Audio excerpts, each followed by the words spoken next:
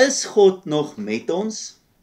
Ons hoor so baie in die geskiedenis van die goeie ou dae, hoe ons voorvaders op die Here vertrou het, die vroeëre kerk, hoe getrou dit was, hoe getrou die mense in ons volk se geskiedenis die eredienste bygewoon het, hoe groot die kerke was, en hoe hierdie geslag afgedwaal het.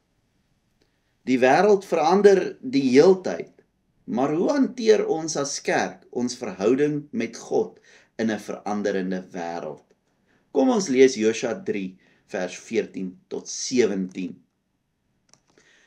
En toe die volk weggetrek het uit hulle tente om deur die Jordaan te gaan met die priesters wat die verbondsark dra op die voorpunt van die volk, en net toe die draers van die ark by die Jordaan kom en die priesters wat die ark dra hulle voete aan die kant van die water insteek, terwyl die Jordaan vol was op al sy walle al die dae van die oes, bly die water staan wat van die bokant afkom. Dit het opgereis soos een wal, baie ver weg by die stad Adam wat langs Sartan lê, en die wat afstroom na die see van die vlakte, die Soutsee, het heeltemal verdwyn. Toe het die volk deurgetrek teenoor Jerigo, maar die priesters wat die verbondsark van die Here gedra het onbeweeglik bly staan op droë grond binne in die Jordaan, terwyl die hele Israel op droë grond deurtrek, totdat die hele volk die deurtog deur die Jordaan volëindig het. Hier in die boek Josua kon die volk dalk ook gewonder het of God nog met hulle so kragtig sou werk as wat hy gedoen het in die tyd van Moses. Moses is nou dood en nou is hulle voor 'n nuwe begin.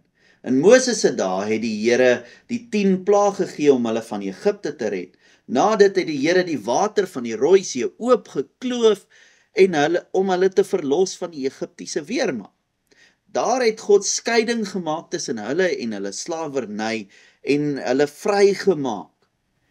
En ons het die lyn getrek dat God ons deur die water van die doop skei van ons sondes. Maar hier staan Israel nou in 'n nuwe era.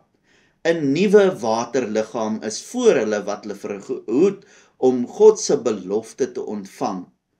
Maar die omstandighede is heeltemal anders. Die Egiptenare jaag nie meer agter Israel aan nie. God gee vir hulle meer toegang tot hom as wat hulle by die Rooi See gehad het. Skielik het die volk nie meer vir Moses nodig nie. Moses hoef nie daar te staan en sy hande op te hef nie. Maar die priesters dra die ark van God. En nou is God nader aan hulle as wat hy was toe hulle by die Rooi See was. En die water word voor hulle opgedam en die grond word droog. Weer word hier gewys dat God water gebruik om skeiding tussen die ou volk, die sondige volk wat in die woestyn gesterf het en die nuwe volk wat die beloofde land ontvang maak. Die water dui op die deurgaan na 'n nuwe begin.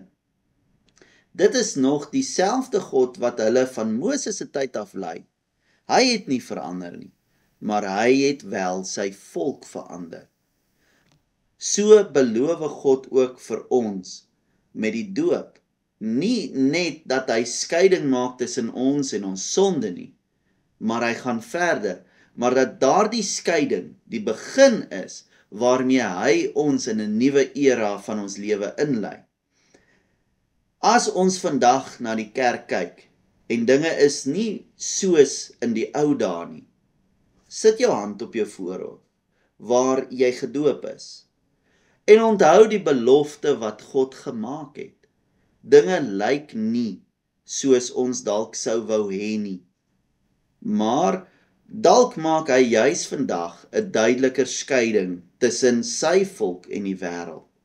En die water wat van jou doop jou herinner daaraan dat God jou losmaak daarvan, is die teken dat God jou nie net skei van jou sonde nie, maar lei in 'n nuwe era in. Vry van die slawerny van die sonde, vry van hierdie wêreld, vry geroep tot die ewige lewe. Amen. Kom ons bid saam. Almagtige God en Hemelse Vader, dankie dat ons kan weet dat U ons die vryheid gee en dat U ons roep tot die ewige lewe. Lei ons deur die Gees dat ons op U sal steun en sal weet dat U skeiding gemaak het tussen ons en ons sondes en ons ook 'n nuwe begin gee. Ons bid dit in Jesus naam alleen. Amen.